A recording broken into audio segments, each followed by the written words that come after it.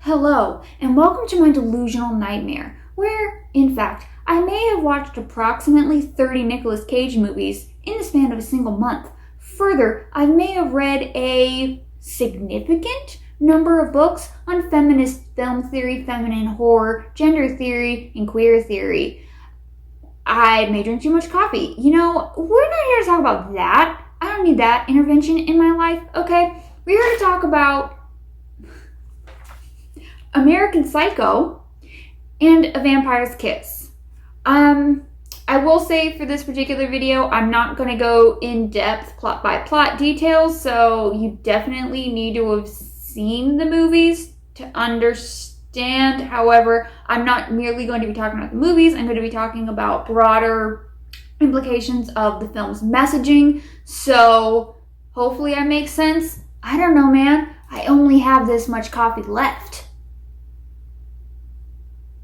And there's definitely a chart of coffee consumption versus sense being made. And it's not a linear one, it's a bell curve. Anyway, we're moving on from that. Wow, you can really tell I use a ring light. We'll take these off. Okay, so American Psycho. So a movie that came out in the year 2000. However, it does take place in the year 1987, I think. It stars Christian Bale as Patrick Bateman. It was directed by Mary Herron and written by her and Guinevere Turner, though it is a book by Bret Easton Ellis, who is a sexist pig, allegedly. Who I believe is a sexist pig, not allegedly. Okay, because I do think that. Alright, so in reading, I do like to read some things other people say about movies, and I did like the Den of Geek called it a feminist satire of masculinity, and a lot of articles use terms like male frailty and toxic masculinity. I'm going to call it male vanity, the fantasy picture.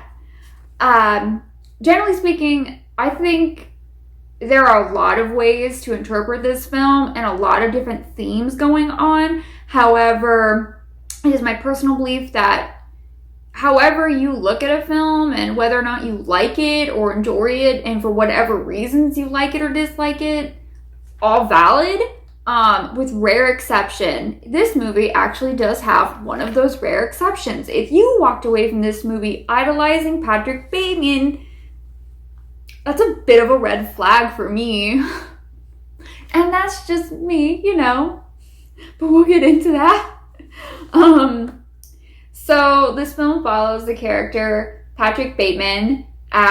He is I guess he's a Wall Street guy. I don't know what acquisitions and mergers mean, so I'm gonna say Wall Street, like yuppie New York 80s guy, does a lot of cocaine, very full of himself, works with other men, and they're all basically the same person, and he puts on airs. It doesn't really do much of anything in the office, but he makes a lot of money, and it's egregious, and it's just full on white male privilege, and I hate it. He's also having a bit of a breakdown and maybe killed a bunch of people. We all have those days, falling down. I get it, except he's not even having a bad day. You get my point. Yeah. So the film definitely has, at the ending, a bit of not an unreliable narrator, but it's left open to interpretation, whether or not you think things happened. Although apparently Mary Herron, that wasn't her intention. She intended for people to realize that most of everything that happens in the movie actually happens, and it's really just the end that's ambiguous, although likely I'm coming down on not happened, considering a police car blew up and an ATM told him to feed it a cat. So I don't think that stuff happened. But how I interpret the movie is some happened, some didn't, although that does seem to be in line with Mary Herron's intention. But however, considering a lot of people watched the film and took away none of it happened or it all happened, I think the director left it too much open to interpretation and didn't really do a great job with follow through her intended view of the film. There's a scene where Patrick Bateman is chasing a woman down the hall, and I can believe people not answering the door, but in a building like this where people have that much money, I don't believe that no one would call security. And not even like I'm concerned about this another person, but in a situation of they're making a lot of noise, it's bothering me. Like, that would happen. Someone would call security for that reason alone. And also, chainsaws, they don't keep going once you release them. So, the death scene didn't make sense. And then there's scenes where he's dragging bodies out of his hotel and leaving a large blood trail. Again, this building is full of wealthy people. People would complain about that. Not because they're concerned, but because it bothersome to them.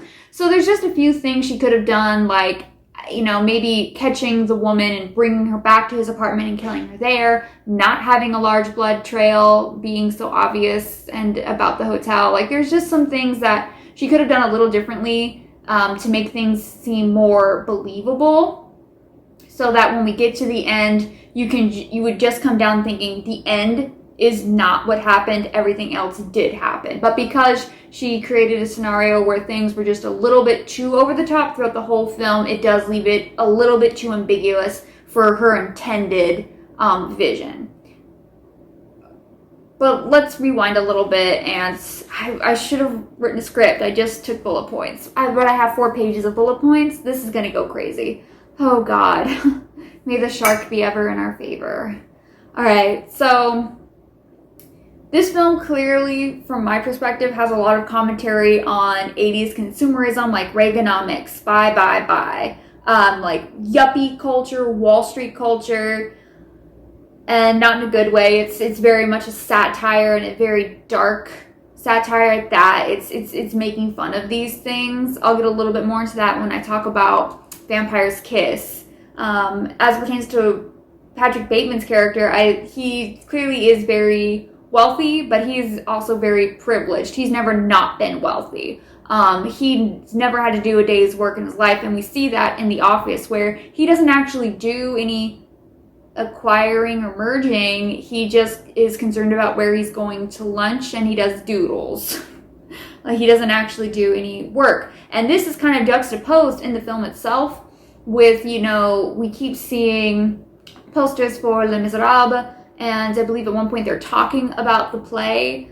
And if you're not familiar, that is a play about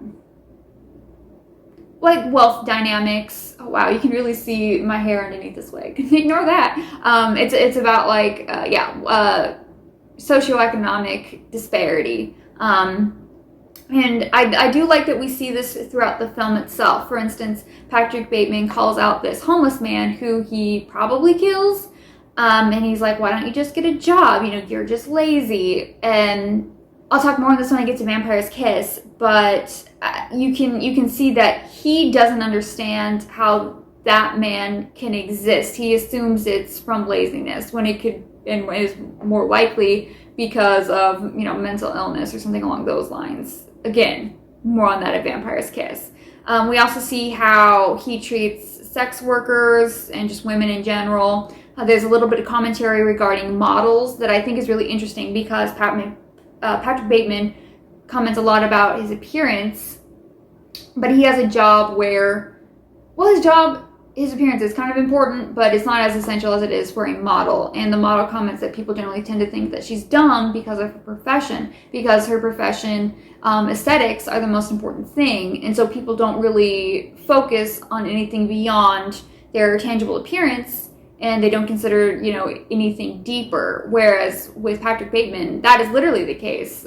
All he is his exterior. There's nothing deep down at all inside. So this film does have a bit of the rich stay rich, and some commentary on socioeconomic mobility rate. I don't know that was necessarily intended, but because of that scene with the homeless man and Patrick Bateman and Patrick really talking down to him, I do think that was something that was specifically there. And I do like that, but I don't necessarily know if it went far enough, because I think the intended message was Patrick Bateman is getting away with the things that he's getting away with, not just because he's a wealthy white man, but because of the people specifically he's targeting are people that general society really just doesn't care about. Homeless people and sex workers, and just also in general, unfortunately, women. We also have commentary. I felt you can kind of see some commentary here on like marketing and how marketing creates a need, and that's where we get these unobtainable beauty standards. Like Patrick Bateman gives us, his 10-step, it might have been more than 10 steps, I didn't actually count, but 10-step essentially beauty care routine and how he works out and, and how he eats, and it's all very refined to ensure that he looks very good. And generally speaking, most products show us things that you can't get. Like actresses on screen have phenomenal hair, but they're wearing a wig, right? Like, they're paying millions of dollars to get like this skincare thing, this hair thing that the average person will never be able to afford. Commercials, oftentimes, like in magazines, they talk about this a lot. They use Photoshop. That's not what the person actually looks like. And it's fun when you can see like what they really took photo-wise versus, how they edited it and compare. They create these standards that no one can possibly achieve because it's literally faked. And that's the point of marketing, right? And when you have this, film that is a commentary on consumerism, and you have Patrick Bateman, who is this character that feels a compulsion to fit in, and his idea of fitting in is coming from these things that he's buying and these way that he's trying to form himself. He's forever reaching for a goal that he'll never be able to accomplish, which is the perfect metaphor for the 80s and Reaganism, I think. I don't necessarily know if the intended message here is like wealth is power, but I think that's kind of an unintended messaging for it. For instance, we have that scene at the end where Patrick Bateman goes to, I forgot his name, Jared Leto's apartment, and it's all been covered up. And so you can get either this didn't happen and he's hallucinating, or everything did happen and the realtor and I guess it would be the realtor and the building manager covered it all up so that they could sell it for a higher price so they wouldn't have to disclose that someone had been murdered there. And you can kind of come away from that in either way. Again, it's just a little bit too ambiguous. I personally think that, Patrick Bateman did kill Jared Leto's character and he had been killing people there at the apartment. But it is kind of strange to have that scene there because, again, it's just a little bit too ambiguous if your intention was to not have that be ambiguous. But yeah, I mean, with there you kind of get a little bit of this idea of keeping up with the Joneses when he first goes into the apartment. And we see that again when they talk about the cards, and I'll get more on that in a few minutes. But Patrick Bateman, his idea about his desire really to fit in doesn't just come down to having people not think that he's weird, but he needs to be as good, if not better. It's very competitive, and I'll get on that. I'll come back around. I'm going to go full circle. This is going to be great. Stay with me. So Patrick Bateman is this character. He's kind of like continuously going through the motions of everything. If you look at like Merton, Strain, and Anatomy Theory, he is very much someone who's into ritualism. He does believe in the goals that have been presented for him by society. Goals being get a job, make money, get married, have 2.5 kids. But he accepts those goals, but he kind of just doesn't care about them because he's not really capable of caring. So he's just going through the rituals of doing the motions that get him the things that he feels like he's supposed to need. And he does believe, like, if you work hard, you get rewarded. But honestly, all that whole, like, American dream thing is literally just propaganda. And that's the reason that we have crime and, like, homelessness in the first place. That and, like, racism. But anyway, We do get this in the film, this like shallow aesthetic versus depth and personality, and specifically with Patrick Bateman, it's really his shallow aesthetic exists because of his void of personality, and you see that a lot with, like, again, his focus on his appearance, but not just like his physical aesthetic, but also like all those rehearsed speeches he has. He wants to be seen in a certain viewpoint. He wants to be seen as someone who's very intelligent. And I wonder how long it took him to write those speeches out. Like, how much Wall Street Journal was my guy reading? Hit me up. I want to know. And then we further get this idea of like individualism and uniqueness versus like conformity and fitting in and mass culture. Oh my gosh. So this is where things kind of get a little weird, because like in our country, and particularly if you're looking at the 80s, we were, as I said before, like bye, but we really had this idea about like fitting in, and that's kind of what mass marketing is, which is a byproduct of mass culture is a byproduct of mass marketing. The goal is money for all of these things. So you want to have an individualist society, which the United States is. That way you breed competition and you make people feel like they're lesser, which Patrick Bateman continuously does. Again, the card scene, how he compares his apartment to Jared Leto's, really how he's comparing everything to Jared Leto's. And like he's comparing haircuts and his suits and what restaurants he's able to get into or not, and so on and so forth. So it seems like with conformity and fitting in and mass culture, that seems like products of a collectivist society, but it's not. It seems almost paradoxical that it isn't really, because it is aspects of our individualist society, but it's just bred through competition. Again, going back to keeping up with the Joneses. And it's all evil and it's a lie, and please disengage from it. Tune out, drop out. But also, with this like conformity and fitting in, that's how we get all of these men who work for Pierce & Pierce being basically interchangeable. That's why everyone's always confusing everyone's name, because they're all like the same boring person. And the card scene was phenomenal. It's all of these men all have basically the exact same card, and it's kind of a metaphor for who they are as people. They're all basically the same. There's just maybe a little variance in the lettering, aka eye color. You know what I mean? And it's a real fun metaphor, I like to think, for penis envy. It's just my opinion. But as I said at the end, when we get down to it, there's this question of what is real and what isn't. And again, I come down to pretty much when he gets to the point where the ATM asks him to feed him a cat, that's not real. And I kind of liked the idea that when it came to mergers and acquisitions, in the end, we as the audience are left wondering what is real. And so is Patrick. So we as the audience were acquired through the watching of the film. And as we were watching the film, we began to merge, metaphorically, with Patrick Bateman. So at the end, we and Patrick were all just left a bundle of confusion and sadness. Whoa. So I want to talk about sexism and feminism, but before that, I gotta talk about Vampire's Kiss.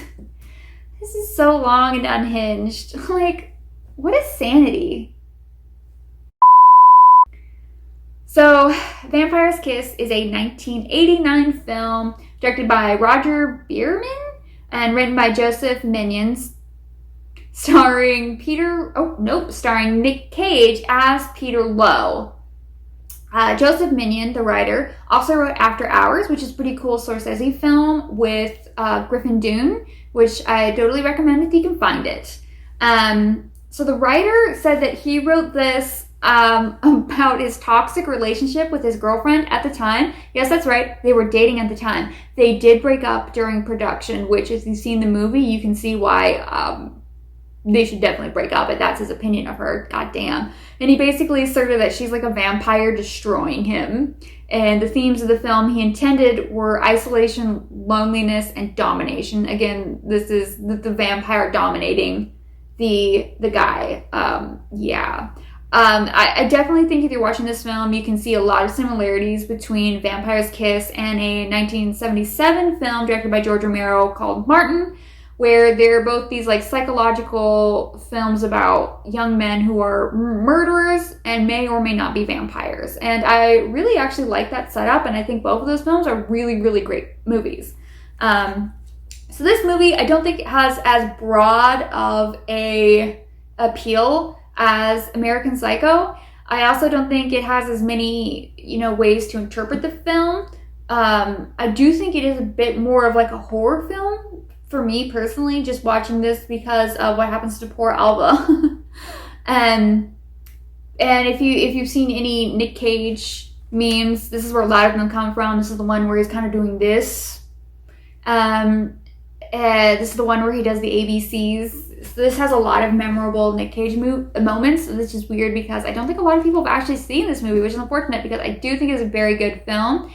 And his performance actually does make sense in the context of the film, even though it is over the top. Like, it's perfectly suited for what's happening. So this movie, kind of like with American Psycho, does have commentary on like position and status, and with that coming power. Peter Lowe is a literary agent who is a fairly wealthy young man. I don't know if he's in New York. I kind of felt like maybe he was in Boston, but either way, he's in a big city, and it still has that kind of 80s sort of like yuppie culture. And we see a bit on like the power dynamics between the vampire Rachel, Peter Lowe, and Peter's secretary Alva, who he's really awful towards. He's really awful towards. Both these movies have like really terrible secretary abuse. I mean, this one definitely worse than American Psycho, but yeah, it's really bad. There's a lot of sexism and misogyny specifically in American Psycho, but I feel like more so in Vampire's Kiss. And I think that comes down to just a woman wrote and directed American Psycho, though the book was written by a man, but I think they had a bit more control over the direction the film went. And this movie was, very much geared towards men and made by men. So it has a lot more of the male gaze, if you will. And this is definitely an assault revenge story towards the end, like the third act, that's what it becomes.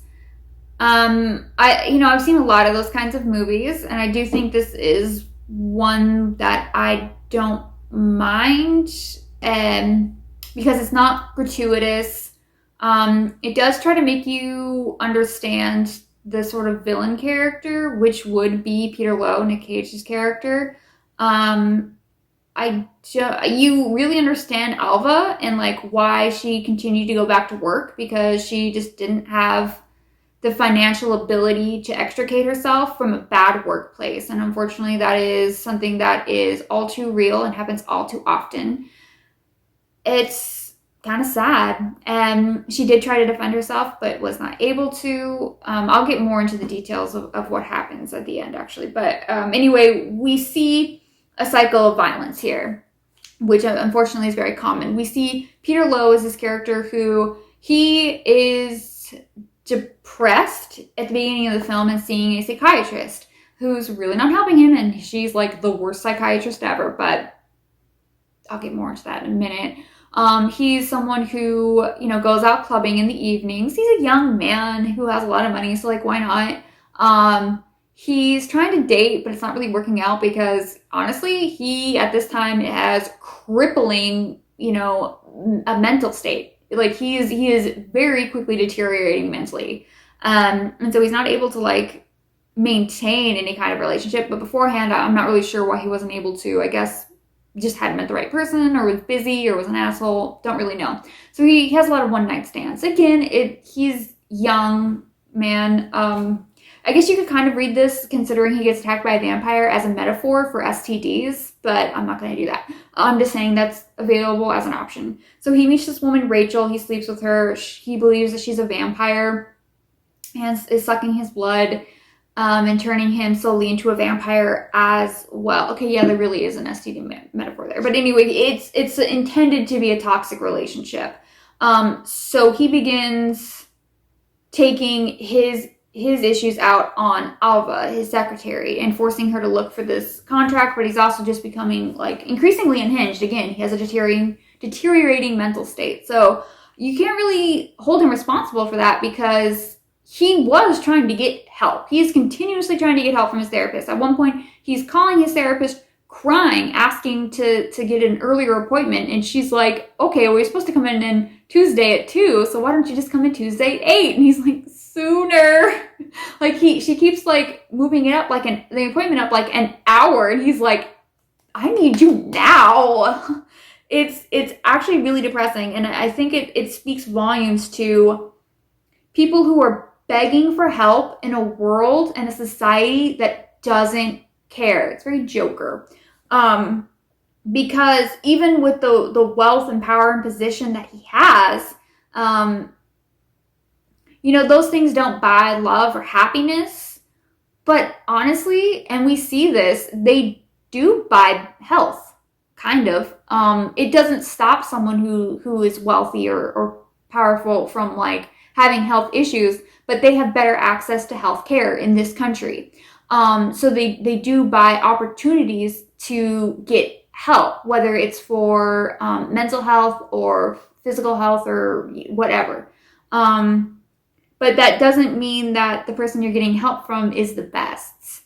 And particularly when we talk about mental health issues, oftentimes it doesn't really matter like what your status is. Those people, regardless of who they are or how much money they have, are so often ostracized and not listened to. Going back to like the messaging in American Psycho, if you don't fit in, if you don't fit the mold, if you're not able to like keep up with the Joneses, you're ostracized. And that's where we see so many homeless people and for instance, LGBTQ people, like in American Psycho, when he got hit on by a man, Patrick went and washed his hands. Does he have OCD? I wasn't sure. The movie was trying to say that. But either way, you can see in both of these films how when you have mental health issues, those are often ignored, regardless of, maybe even especially if you have a lot of money. Even if you're being violent, and should definitely be getting help. And that's really sad. Whoa.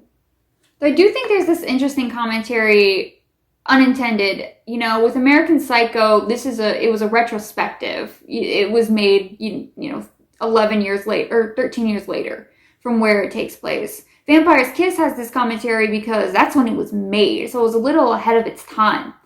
But we have all of these, I'm going to say it's propaganda, really, ideas regarding like homeless people because of the media that we're fed, and we don't necessarily interpolate it any differently because we have this idea of the American dream that's basically ubiquitous through our culture. That is a massive lie.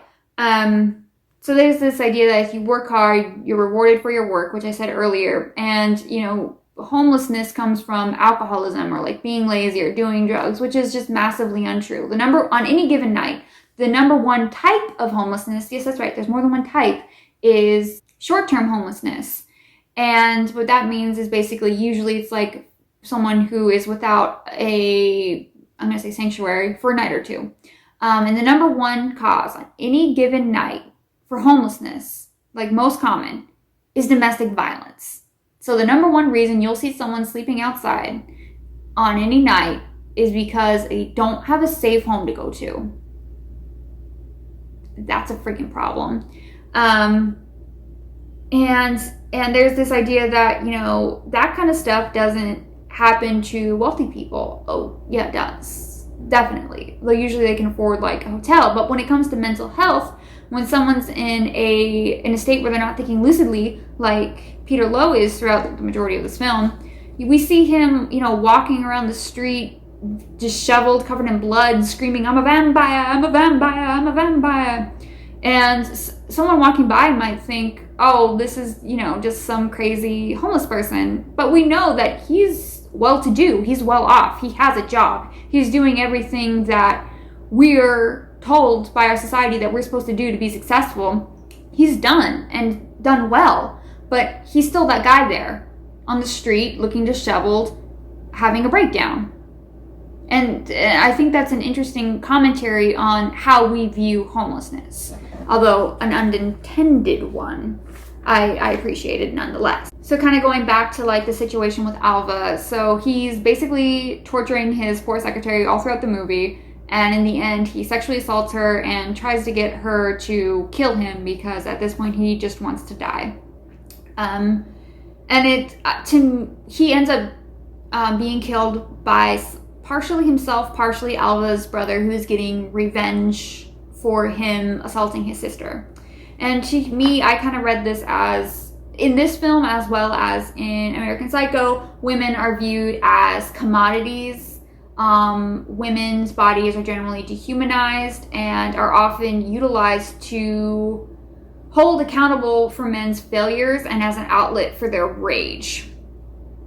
For instance, Peter, I think, is projecting outward a monster in the form of the vampire Rachel to hide from the monster that he kind of is inside mentally, though completely out of his control. I do feel ultimately very bad for Peter. I don't feel bad for Patrick. Patrick projects this mask of sanity outward while he internalizes the monster within. And I guess he's a sociopath, I think. Because he doesn't really seem capable of caring for anything other than fear of getting caught. Really seems to be the only thing he's really capable of feeling, and gratification for violence, like a compulsion, really. So both films kind of showcase a similar time and place, 80s, like wealthy, like yuppie type Wall Street dudes. The main characters are also both, in addition to their privileged, they're both ill, and that is depicted in different ways. Mary Herron dramatically reduced the violence level from the book, especially the violence towards women. Again, I really just don't like Brett Ellis. You cannot convince me he's not sexist. That's just my opinion of him. Patrick Bateman kills a lot of people, and he gets away with it because a lot of his victims are like on the fringe of society, and they're not people that our society really cares about because they are considered, well, because they don't have money, really. That's it, because they don't have money. And there's also like a lot of money and drugs in the film, and because of that, people just don't pay attention to a lot of other people because they're very conceited and high. And he never really seeks help except at the end with the lawyer because he's afraid of getting caught, as I said earlier. I do kind of feel like Mary Herron wanted to criticize Patrick Bateman and yuppie culture, and that's what gives it its kind of dark humor and edge that I really like, because otherwise this really could have just been another like Texas Chainsaw Massacre. Comparing to Vampire's Kiss, it wasn't really intended to be a critique. That's just a byproduct of kind of when it was made and who the main character is, that retroactively it became a critique of that culture. Peter is trying to get help, but he isn't getting it because our healthcare system sucks for everyone, and because people don't care about, people who are ill, like mentally ill. And it's hard. It's the people who generally have the hardest time being able to ask for help and recognize they need help are generally the last to get it, even though people around them can see they need it. Although that isn't the case here, Peter Lowe realizes he needs help and just doesn't get it because people just often don't listen, and that's really, really sad. And because this movie is like less aware of itself, it is more about the relationship between Peter, Alva, and vampire Rachel. And in the end, Peter Lowe is destroyed by his relationship to women. So I do kind of think this movie has more of a sexist message, and it does utilize women to further the male story in a way that I actually don't think that American Psycho did as much. Yeah. So anyway, I went on a long rant to talk about these two things. I love both of these movies. I definitely recommend, if you haven't seen them, watch them. I think it's really interesting to go on kind of deep dives on these things that is ultimately really pointless. But they're kind of similar. I do think there's a lot of ways to compare and contrast them that I probably didn't even touch on. That these are just my initial thoughts of having watched each of these movies like 2 times. Yeah, so feel free to like comment below your opinions on these movies, because honestly I'm like super curious. Sorry I'm so unhinged and crazy. I do have like 3 more compare and contrast feminist films to Nick Cage films. I don't know what's wrong with me. I will not blame the coffee. I do like sharks, thank you for asking. I am wearing the wig from Promising Young Women. And that's the conclusion. Thanks for watching.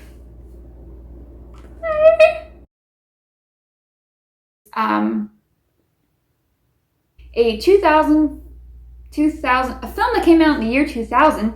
I hate the year 2000. It is so hard to explain. So a movie, a what?